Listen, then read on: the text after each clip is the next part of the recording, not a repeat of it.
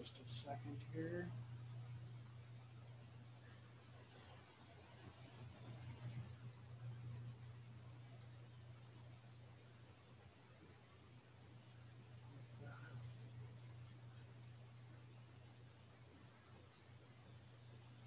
Okay, it's now streaming live on Facebook. So, bonus. Um, well, anyway, good morning, Matthew. Good morning, Emily. Morning. Welcome to another edition of Positive Vibes. I know you were here just a couple weeks ago, but you're back. And Yay! I'm excited to have you back. Um, yeah, yeah, it's just exciting to have you back. Uh, let's see. And so I met you I forget, how did you how did you find me again? Oh gosh, Was probably it, on a Facebook page or something. okay, do you remember if it was via running or via Gary Vee's video? I think it was probably running related, but I can't Okay.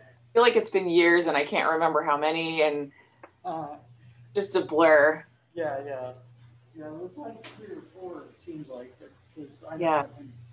I know we've been following each other on Instagram since pretty much almost since I started out on Instagram, and which I actually didn't get started on Instagram until right before or right after I went to New York to uh, have my appointment, my day with Gary Vee at VaynerMedia. And, I figured, hey, if he's this big guru in social media and he's on Instagram and he's touting about it, I may as well do it. So I went ahead and jumped on over to Instagram. But, Okay. yeah, at any rate, um, yeah, talking about running, man, my legs and my back, my lower back are killing me today. Fortunately, my neck and shoulders aren't so bad, but yesterday I was over at my mom's having lunch, and we were done with lunch. She was in washing dishes, and I opened my phone, looking on Facebook, and one of my friends locally, he was uh, he was in this running group on Facebook. Anyway, he was running this trail, the Cushman Trail over in Gig Harbor, and he said, "Yeah, I got in 12 miles today." And I'm like, "Wow, that sounds cool. And I haven't run that trail over there in a long time." I uh, so I immediately after lunch, full stomach and everything. Immediately Or after lunch, I told my mom, "Okay, I'm in." She's like, "Where are you going?" I'm like, "I'm gonna go running." And she's like, "No, where are you gonna go running?" Well, I'm just gonna go over the Narrows Bridge, maybe do a little bit of the Cushman Trail, maybe just the bridge. Who knows? I got to the other side of the Tacoma Narrows Bridge over on the Gig Harbor side, and ended up running all the way into downtown Gig Harbor on the water and back for a total of, it was actually 15 miles when I got back to my car. And I figured I can't stop on an even number, so I ran the half mile and ran back to my car for 16. oh wow. Yeah, Yesterday? I could hardly walk last night. Yeah, I bet. Yeah. But yeah, it's just like anyway to the interview. Uh, oh yeah, that's right. I was going to do this little introduction like I did last time, but I'll do it again. And I wish I had your um, resume or whatever pulled up here, Matt. That way I could read yours too. But I'll read what I have for Emily, and this is off your website, emilymadonia.com, on the about page. Violinist Emily Madonia holds a Bachelor of Music degree in violin performance from the Eastman School of Music, 2006, where she studied with Mikhail Kopelman and Svi Zeitlin. Since moving to Houston in 2016, Emily has performed with the Houston Grand Opera, Bach Society, Debussy Strings, Third Floor Music, and Richard Brown Music. Prior orchestral experience includes the Buffalo Philharmonic, Rochester Chamber Orchestra, Rochester Oratorio Society, Syracuse Symphony, Symphoria, Binghamton Philharmonic, Cayuga Chamber Orchestra, Columbus Symphony in Georgia, Laredo Philharmonic, Corpus Christi Symphony, Mid-Texas Symphony, and Victoria Symphony in Texas. Emily has performed extensively as a chamber musician with many groups, including Court Ensemble, Marini String Ensemble, and the Cedar Valley Chamber Music Festival. As a soloist, Emily won the Waterloo Cedar Falls Symphony Orchestra Concerto competition in 2002. She has also performed as a soloist with Jiva Theater, the Laredo Philharmonic, and the Laredo Philharmonic Youth Orchestra, and has given countless solo recitals throughout the country. Emily attended the Indiana University Summer String Academy in 1999 and 2000, Hot Springs Music Festival in 2002 and 2003, Academy of Music at Ramapo College in 2003, and Music Academy of the West in 2005. As a teacher, Emily has taught privately and coached chamber music at the Hochstein School of Music and Dance, Hochstein School of Music and Dance in New York, the Eastman Community Music School in New York, and at home for the past 15 years. Emily teaches violin and viola lessons in a private studio at the Sugarland Arts Center and Gallery. When not performing or teaching, Emily is a busy mother to a boy and a girl, a wife, an actor, and an avid runner. And I don't know, it's like after reading that, and before reading that even, I'm totally honored to have you guys on my show.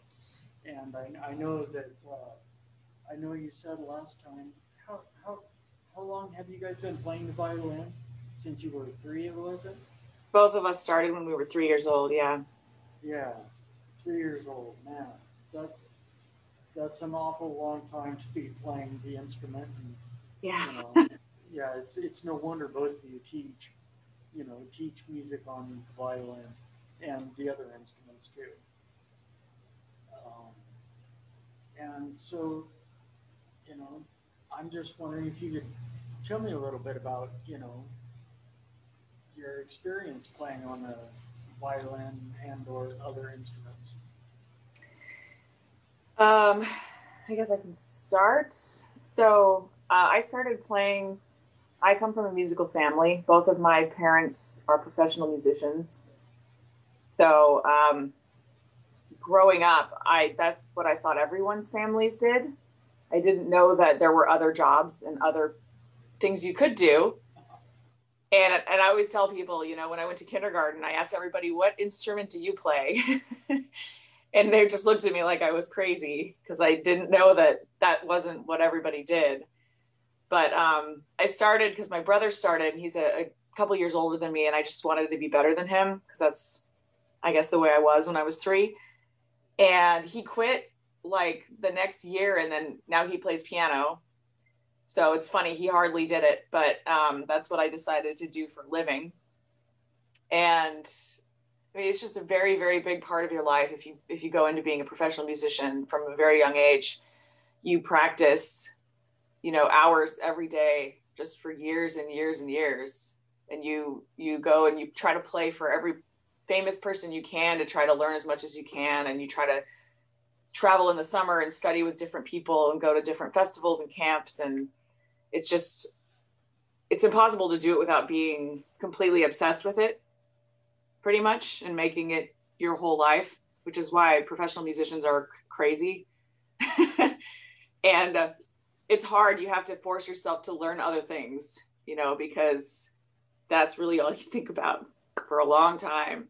So it wasn't really until adulthood that I started exploring other things, like acting and writing and just other things that I want to do as well. And the pandemic has actually helped with that since live performances have basically been eliminated. But yeah, it's an interesting life. Right. Yeah, that would yeah. If your parents are if both your parents are professional musicians, then that leads leads to a lot of influence as to great possibility as to what you're going to be doing, and what you want to get into, since you're always around it. Yeah.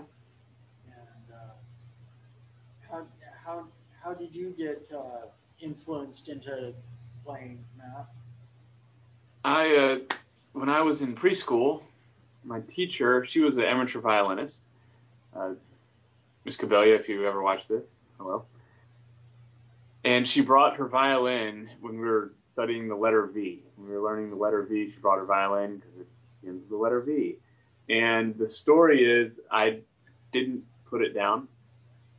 Everyone else, watched her play, and then I sat up in the front of the room and I would just hold it in my hand. And so by the end of the year, she got me this really tiny violin, and my dad and I started taking lessons together. And so that's how I started. And it was great. Dad and I played together for nearly 10 years. And he was a lot better than me. And then one day he sort of said, I'm going to stop playing. This is, I'm working, and you're now getting really good. And so it was probably like it was a great day for me as a violinist, but like really, really hard for me to stop playing with my dad. It was very bittersweet. But ever since then, it's the only thing that I've ever known to do. Like she said, it's when you do it, you have to devote your life to it. So now we have to learn other things. We have to force ourselves to focus on other projects as well. Right on. And you both teach, Matt. Do you teach at the local school, right? Yes, I'm a orchestra director for Ortiz Middle School in the Houston Independent School District. So go Golden Eagles. And it's wonderful. I love it. Private lessons are amazing. Then I also love getting the group of students and starting the beginners and watching them grow through the middle school years, from teaching them orchestra and learning about how to play together. It's a very good experience. Right on. And so you said through the middle school experience, how many years do you watch them play, or do you get to 7th and 8th grade? Just 7th and 8th? 6th and 6th grade, 3 years. Oh, 6th, 7th, and 8th. Okay, so 3 years. So you get a wide sort of a 3-year spectrum of their progress. Right. Right on. And Emily, about it's like it says in your bio there that I read this morning. You've been teaching privately for 15 years. It's probably been about 15 years. Yeah. Yeah. Thinking. That bio I wrote a few years ago, though. So. Oh, okay. Than that, I just haven't really been counting. Okay. So yeah, you've been teaching for years, Yeah. Doing private lessons, and one question I had about that was typically your students, how long are your students with you typically, or just indefinitely, or? It depends. I've moved so many times. Oh, okay. So I've only been in Houston for, well, this will be year 7, right? Wait, 5? I think I'm in year 5. I don't know. It's all a blur. So I've had private teaching studios in all the places I lived. I went to school in Rochester, New York. So I started teaching there. And then I was teaching in Georgia and in Laredo, Texas, and San Marcos, Texas. And so obviously every time I move, I can't bring my students with me. So some of them I've had pretty much since I started teaching in Houston. But I get a lot of new ones, and some of them graduate, and it's just a variety of different types of people. Like I have adult students who are kind of off and on because they're doing it as a retirement hobby. But I do have ones that I start and I work with them and for years, and we go through their whole progress, which is amazing. To start like a little 5-year-old and then have them still with you when they're 8 or 9, and they've made so much progress. Yeah. Right on, right on. Yeah, that would just be awesome just to see, someone's progress from the time, from the time they actually just start playing an instrument such as the violin and or piano, and just watch, being able as their teacher to watch their progress over the years, start out just barely being able to play, and then through watch them after you as you teach them, and they become like these master violinists or whatever.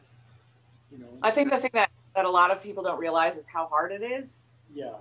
And it's not just like, I've been doing it for 15, 20 years and I'm great. Like, the student has to put in so many hours every week. And so the ones that I have very few who do that. And it's amazing what happens when they do that. And then I have others who are extremely talented, but they do nothing at home.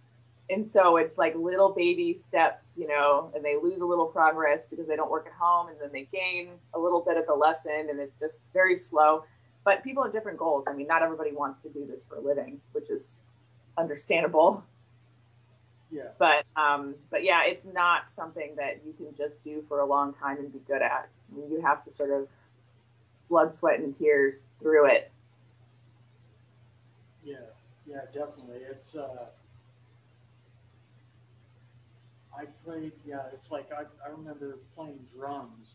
I played the snare drum, actually not drums, just a drum, the snare drum in 5th grade, the year before my brain injury. And that was in 5th grade up in Everett at Beaver Elementary. And it's like, I don't know, I had my drumsticks for years after that, but I never did play A drum or B drums again. So, but and I do remember slightly anyway. I do remember that over the course of that year in band class, I had not only did I have that bit of time each day, an hour a day or what have you, in band class, but I had to practice at home too, after school. And, that's a surprise to a lot of people. Yeah, and it's like, once a week. Yeah, exactly. Well, and on a totally different topic, I also remember when I was a kid, prior to my brain injury, I used to race BMX bikes, and I didn't just ride my BMX bike during the race, at the racetrack. I was out practicing or, riding my bike all over town, just trying to go as fast as I could and, just getting miles in and training. And, so I figured music is the same thing, it's like you got to put in the work if you want to progress. Yeah. And sort of a sport in that way. Yeah. I mean, it's taxing as well. Yeah. You gotta learn the ins and outs of what you're doing. Yeah. And it's like same thing as our running, and I'm sure you guys will very much agree. It's like, just when you're out there, when you go to a 5K or marathon, it's like, that's not the only time to run, It's like yesterday, my running 16 miles, that will help train me, and my running every day, that will train me for, that next marathon, or actually this virtual 25K that my friend Monica and I are going to be running there in a couple of weeks. And 16 miles, I'm pretty sure that's almost 25K. I don't know, something in there. But, sorry about that.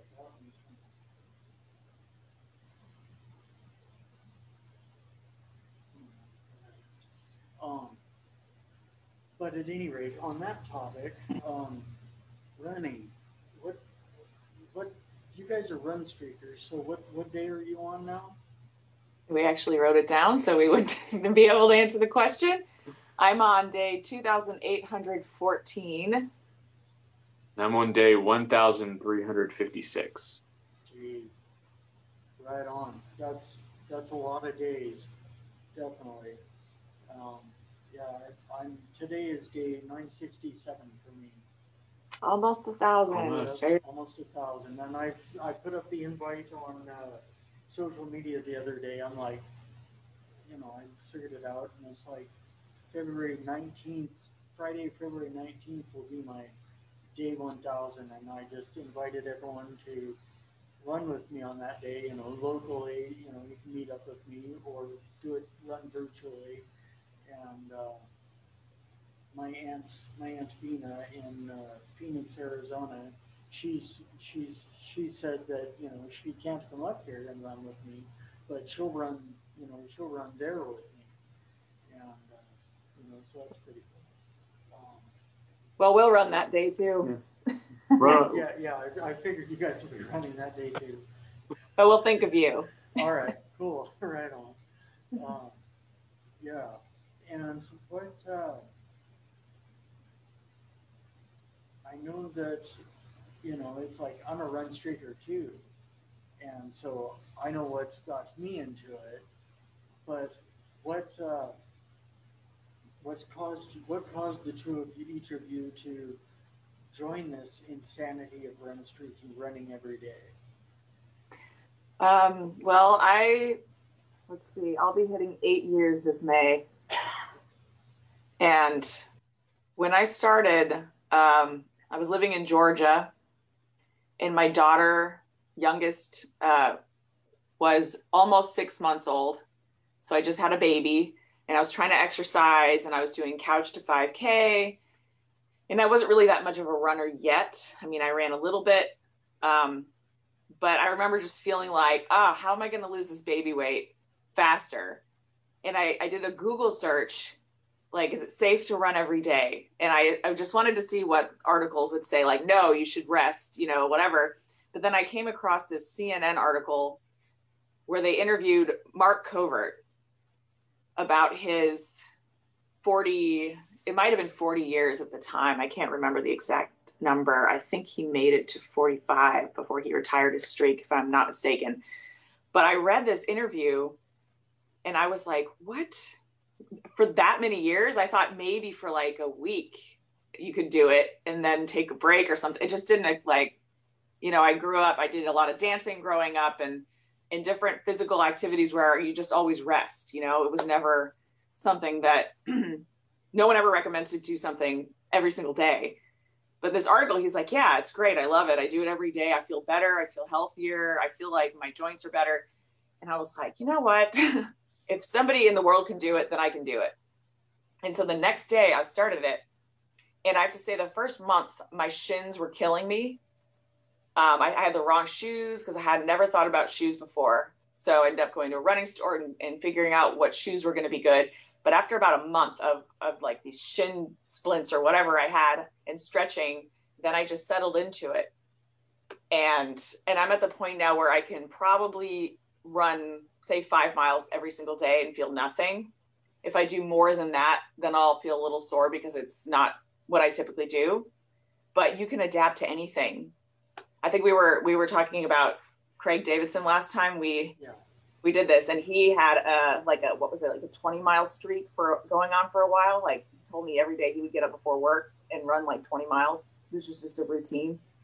Like, run 20 miles, have breakfast, go to the office. And it's just amazing what you can do if you just decide to do it. And the thing is that we're not sprinting every day. We're not hurting ourselves. You can have easier days, you can have harder days, but it's really no different than taking a walk, in my opinion, to go and run an easy mile. So I see absolutely no reason not to do it ever. And I've run through some horrible things in my life. Like, I've had food poisoning and I had the flu really badly a few years ago. And like, I broke my toe and I had a scorpion sting. And, every run streaker has stories, like, oh my God, this thing happened, I have to run. Or like people with broken feet and like knee surgeries have run, or I know women who've given birth and they still get their run in and they don't miss a day, which is incredible to me. So it's a pretty phenomenal thing, I think, for anybody to do it. And I think it's mostly a mind thing. I think you can overcome it. And of course, there are obviously health things that happen to people that make it so they absolutely can't run. I'm not saying that that doesn't happen. And if that happens to me, then I'll accept it. But I think it's an amazing goal to have, and it's a routine, and it just makes me feel grounded. So every day it's the thing I depend on, you know, for my sanity, no matter what's going on, like COVID or anything crazy in the world. I know I'm going to get to run. So it's a good day. So that's why I started. Right. What about you? Yeah. I started because of her. I knew that. I've recruited a few run streakers over the years that I'm very proud of. You know, it's kind of contagious. Yeah. It is. And I grew up running. My father used to do a bunch of marathons. He's a physician, and him and his partners in his group, they would go on runs during lunchtime, and then they would compete in marathons. And so I grew up around it. My oldest brother is extremely athletic, and he was a runner, and my other brother was a runner, and they kind of paved the way for me. And so I ran in high school and raced, and sort of when I got to college and then after, sort of kind of stopped running, lost it a little. And then after meeting Emily and seeing that she runs every day, and I started, you know, I tried a few times, and then I would take a day off, and then have to start over. And then finally I was like, you know what, I'm going to actually do a run streak. And so I'm going to force myself, no matter what, every day I'm going to run at least a mile. And now it really does. It makes you feel really good. You always have this priority that you can center your day around and say, as long as I get this in, the day is going to be good. Where, it's just a foundation to build your day upon. So I love doing it. Right on. Right. That was her. Yeah. Actually, yeah, like I was saying last time, and I'll say it again since we're redoing this interview, or redoing the show. I actually met Craig Davidson at the Runner's Den running store in Phoenix, Arizona. My last day in Phoenix, I went there. I was on a road trip and stayed a couple days with my Aunt Bina there in Phoenix. And on my last full day there, she drove me to the Runner's Den to introduce me to Craig Davidson because, just because she knew I had to meet him. And I took a picture of it. I'm pretty sure I posted it on Facebook at the time, back in 2017. As a matter of fact, it's a picture my Aunt Bina took of Craig and I standing in front of the mural on the side of the Runner's Den. It's a mural commemorating the fact that he had gone and run the Boston Marathon, and basically represented the store, represented Phoenix or whatever. And that's a cool picture. I love that. But I met him, found out he had been running for like close to 40 years, and every day, and friended him on Facebook, and I'm so glad I did, because just constantly reading his posts every day about his running, keeping this up, and his finding money, even if it's only a penny, he finds money, and he's using money finding streak. It's $10 or $11,000 since he started his run streak 40 years ago. Yeah, and that's crazy, but keeping track of it all, but hey, it adds up.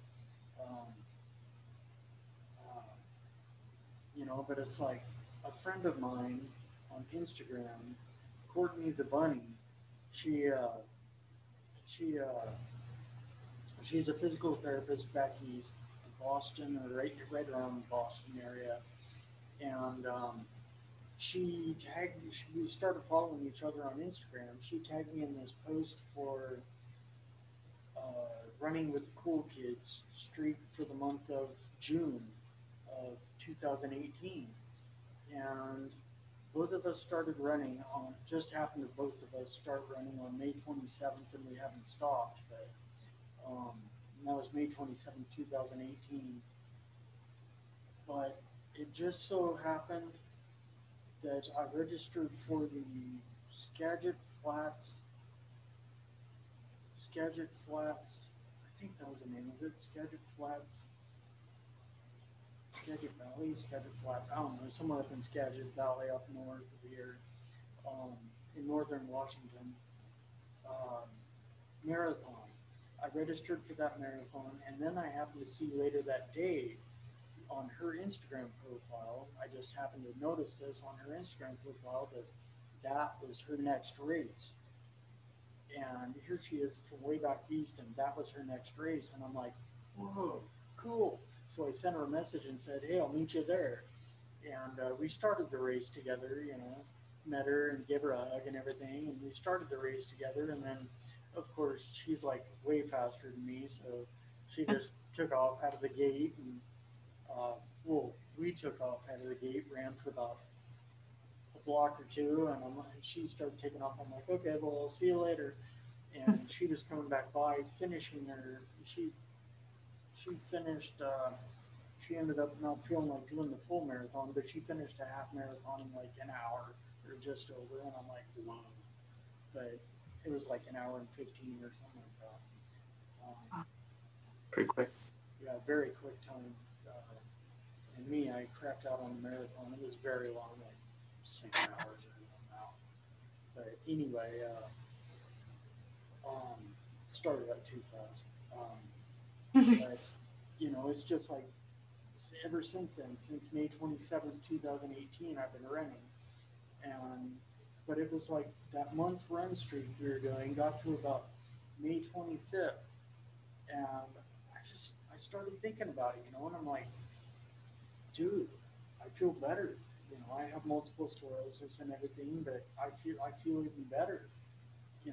Well, of course, since I started running in the first place in 2016, but running every day just keeps that momentum going. Mm-hmm. That momentum of feeling good. And it's just like, all right, this is cool. Flashing to Craig Davidson in his 40-some years he had at the time, almost 42 or whatever. And I'm like, bro, he's been running for 42 years. I can keep this up for a lot longer than 1 month. So yeah. I sent Courtney a message and said, Courtney, hey, I know we only signed up for this month run streak, but I'm feeling better than ever, and I'm just going to keep on running forever. And she's like, okay, I'm in. And so, yeah, we're still doing it and still running. And, yeah, it's just like, it's just so awesome just to be able to keep moving like that and keep running, day in, day out. Like you were saying, even if it is only a mile, and which, I'll admit, a lot of my days are, a mile and a half, a mile and a quarter, whatever, just to keep this streak alive. Because it's like after work, working in the restaurant, I just on my feet all day. I don't feel like being on my feet anymore, but it's like I gotta run, so go out and get a little distance, get at least a mile, maybe 2 in. And then there's days like yesterday where I totally make up for it and only plan on running 4 miles, but end up doing 16.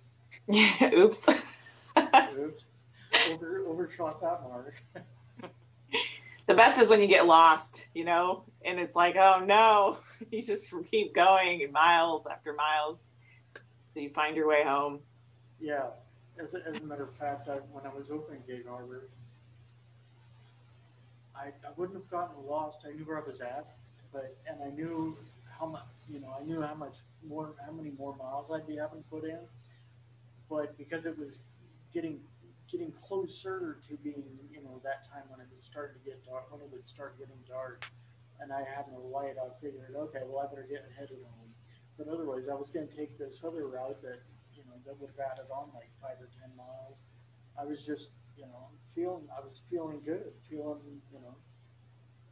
the runner vibe, and I was bitten by the running bug. Yep. And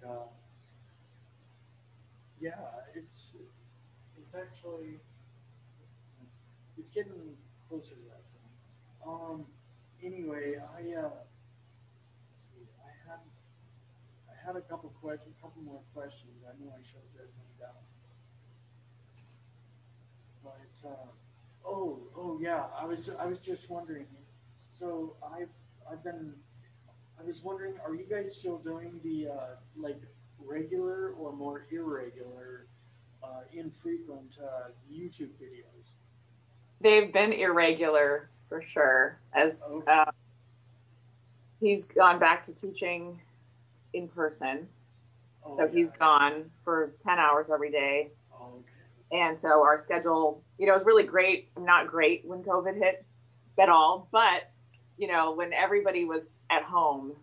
And so it was a little easier because we were just at home all the time. And now it's a struggle. Yeah. But we both have a goal to do more of these videos or to make more time for them. So more will be coming. Okay. Yeah. Yeah. Because I was just thinking about that this morning as I don't know if you saw that, but I put up a post this morning promoting this show here, and I just I opened up my YouTube app and typed your name in the search to go to your page real quick, and I posted a picture of you two from one of your videos, a screenshot of you guys playing the violin there, and I was thinking back, remembering during what was it, March, April, whatever it was, and I would just sit there and watch your video and just be mesmerized by YouTube playing the violin, and of course enjoying all the Beatles tunes you guys were playing, and other tunes you guys were playing. But that was just so awesome. I got it's like I had sort of liked, I had listened to other violin music throughout my life, but it's like not much, wasn't too into it. But then I started watching your videos every day, and it's like, wow, this is cool. This is really cool. And I was talking to my mom yesterday, and it's like,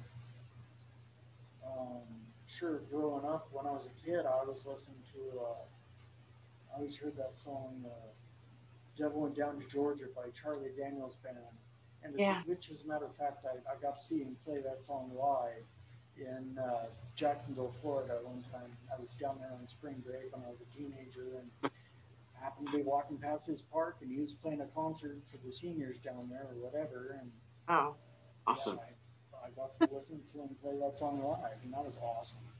But I listened to banjo and other instruments, but never really got into the symphony and orchestra and all that. But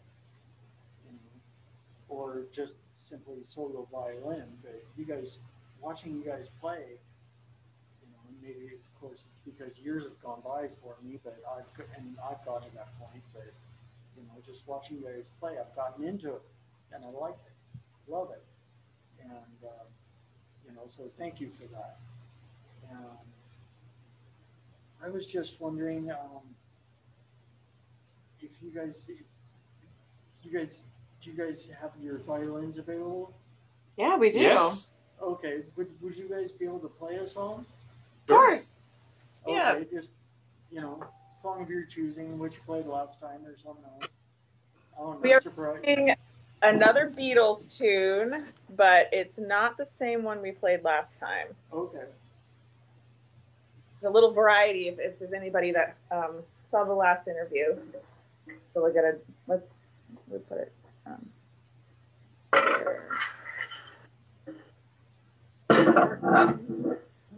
coordinating this video stuff is a little complicated. Hey, same one, different one, doesn't matter. Beatles are excellent anyway. See if I can rotate this a little bit. Okay. Does that work for you? This is great. Okay. All right. If you're a Beatles fan, you will recognize this tune. If not, well.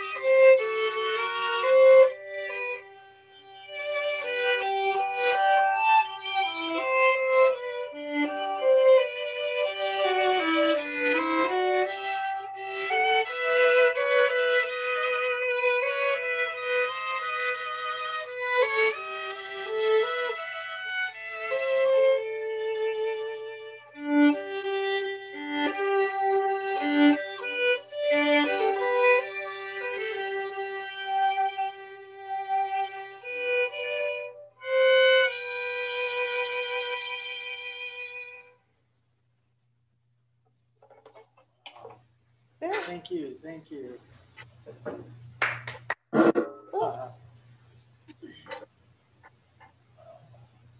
That was awesome.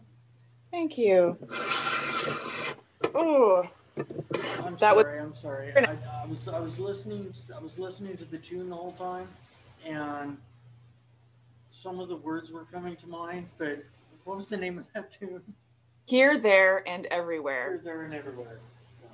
John and I Paul. had it. Yeah, I was thinking here something. I don't know, and I couldn't come up with the full title. But Here, There, and Everywhere by the Beatles, performed by Matthew and Emily Madonia. Thank you very much, and that was so awesome.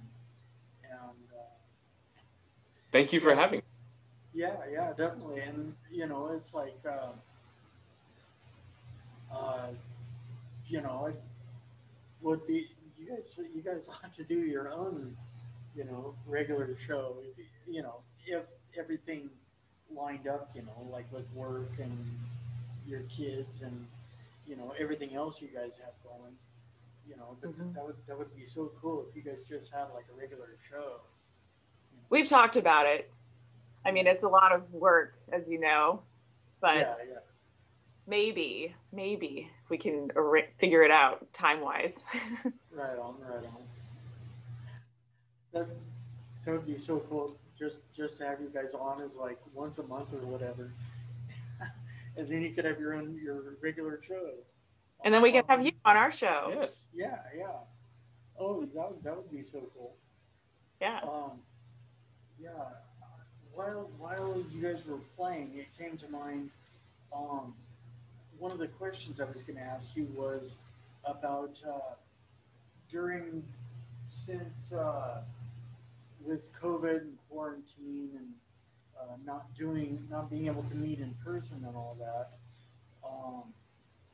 Have you guys been doing more virtual lessons, and how does that go compared to the live lessons? So probably about 50% of my students right now are virtual, and it's a learning curve. It was really hard at the beginning, and I think everyone in the world faced the same thing when they had to learn how to do their job that they've been doing for however many decades through a computer. And it's very hard because you need to be able to see the student, both of their hands, you need to be able to hear them, and you can't play with them.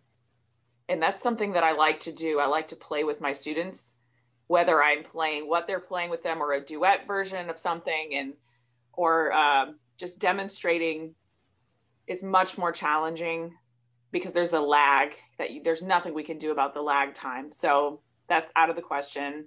We can't have rehearsals with piano accompaniment, anything like that. So we lose a lot in that way, but at the same time, there are a few sort of more positive things. Like if I want to show my student my left hand, I can say, look at this. And it's literally the only thing they can see. I'm like, you're going to use this finger. And so you have their attention because you can focus exactly what you want to show them, but sometimes there's a glitch, sometimes somebody freezes, sometimes, the sound slows down and then speeds up really fast. So you don't know if the student is playing rhythmically because the video. So I do have quite a few who still want to do in person. So they do the masks and everything else. And we just try to sort of keep a distance, but it's just much more efficient, I think. And there are some who I think they feel they really can't learn online. So it's been interesting. And I don't know how he does it. Sometimes he has to teach online middle school orchestra beginners and a group. I mean, it's one thing when you have one and you're saying, this is how you do this, and you interact with them and their specific needs. But when you have a group and you're trying to get all of them to learn different instruments on a computer, I don't actually know how that's even possible. So we have to just be very creative, and we have to, it's a new level of problem solving that we've never faced before. But so we have to, every day is a new day, and we have to learn. As a teacher, we have to be open to learning new things, just as we expect our students to be open to learning new things as well. Yeah. So it's challenging, but I will say my students have accepted the challenge, and they're doing the best they can, and it's been okay. It hasn't been the best. It's not ideal, but we're still everybody is still learning, and everyone is still giving their best. Yeah, that lag we were talking about, Emily. I was just thinking about that last night because I interacted with made a comment on one of Gary V's posts here just a couple of days ago. He was doing a post for the community and he just said, okay, we're going to do this old AOL style, just 8 sex location, and give 2, 3, maybe 4 sentences about what value you can add to the community, and maybe what value you need to get from the community, and we can help each other out.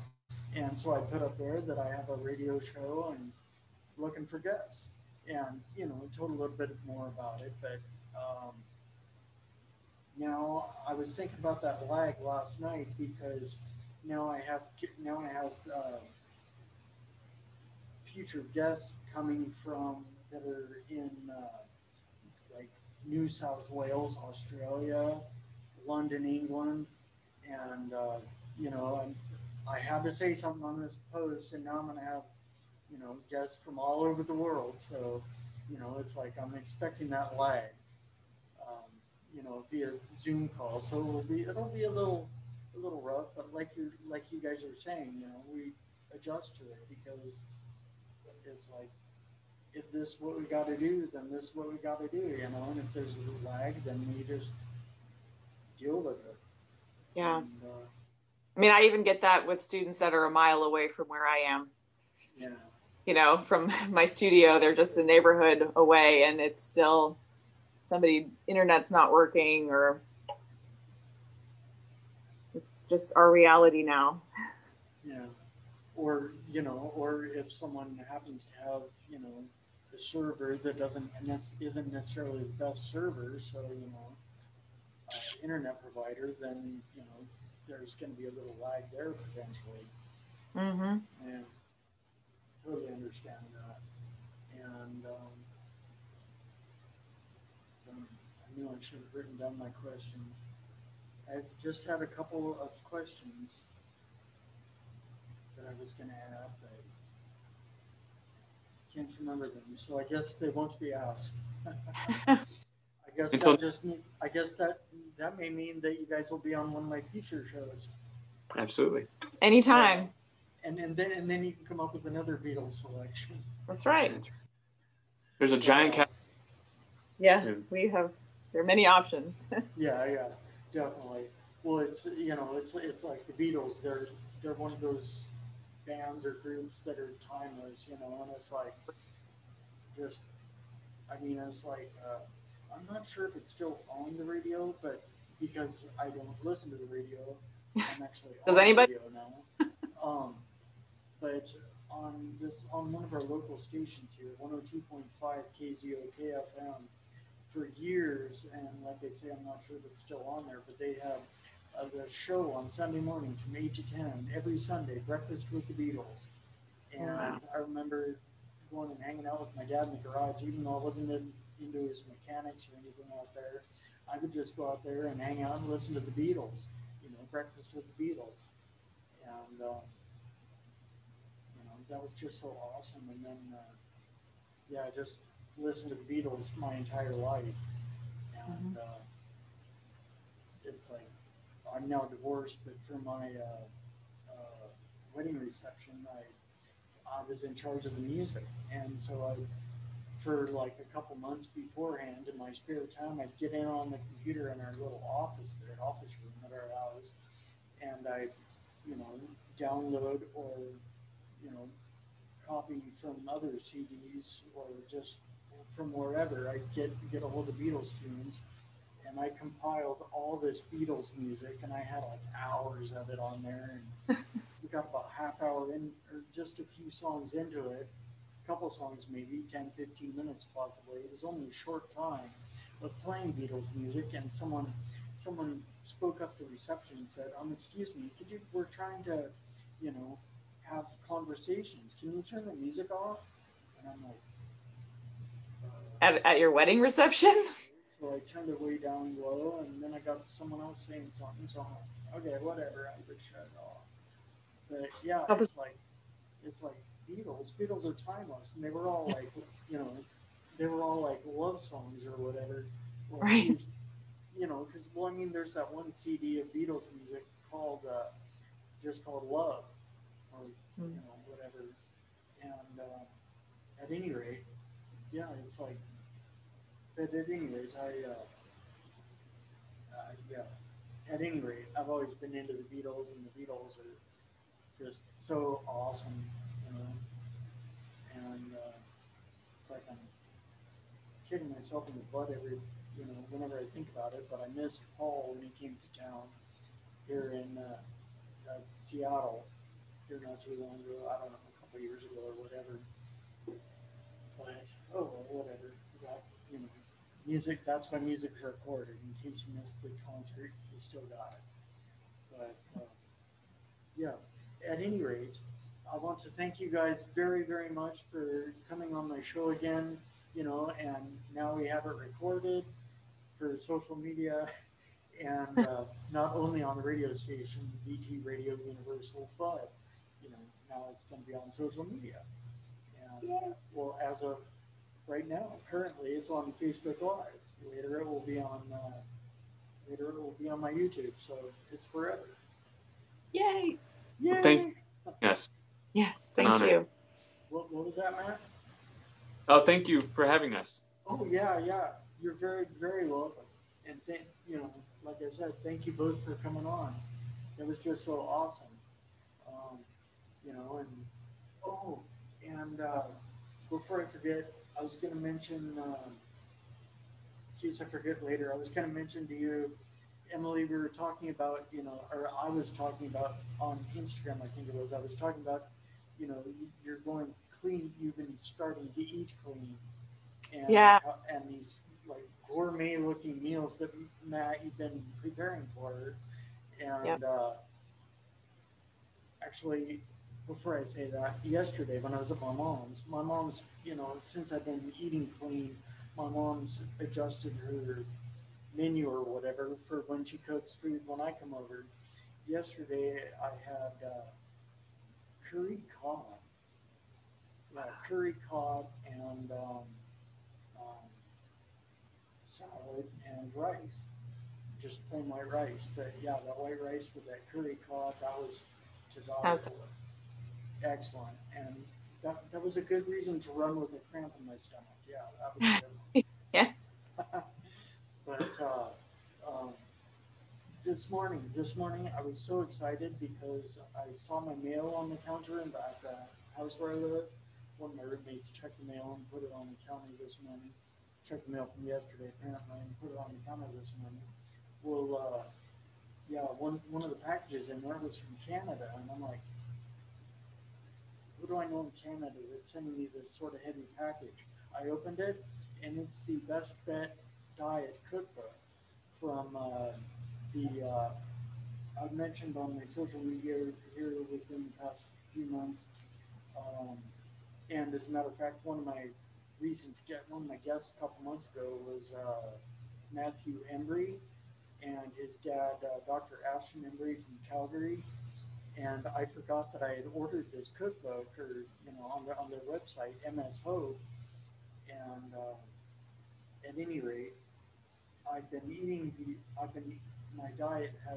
to the Best Bet diet and eating clean, but I still hadn't received the cookbook, and I'm like, okay, whatever. Whenever it gets here, I'll check it out. But anyway, I was looking at it this morning, flipping through just a few of the recipes, and it looks like what stuff you've been dishing up there, Matt, like gourmet looking stuff. And I'm excited to get into that and make some of those meals, and I'll definitely share that with you, Emily. Yes, that'd be great. And Matt, since you're preparing it. Yeah, since you're cooking like a master chef now. Mm-hmm. But well, from what I see anyway, and we'll just add chef to your resume there. Yeah. I enjoy it. But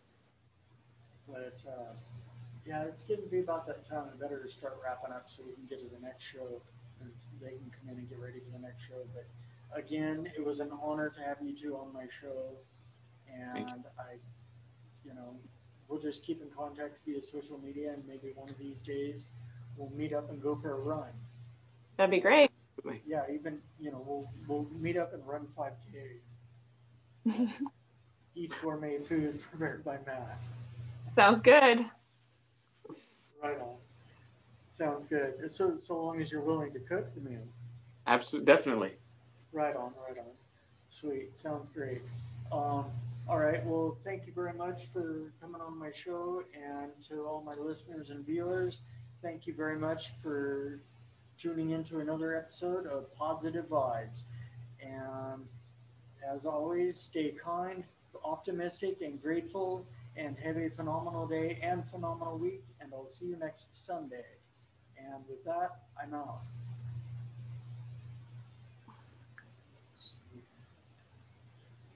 Okay. I gotta get back to the window. All right, there we go.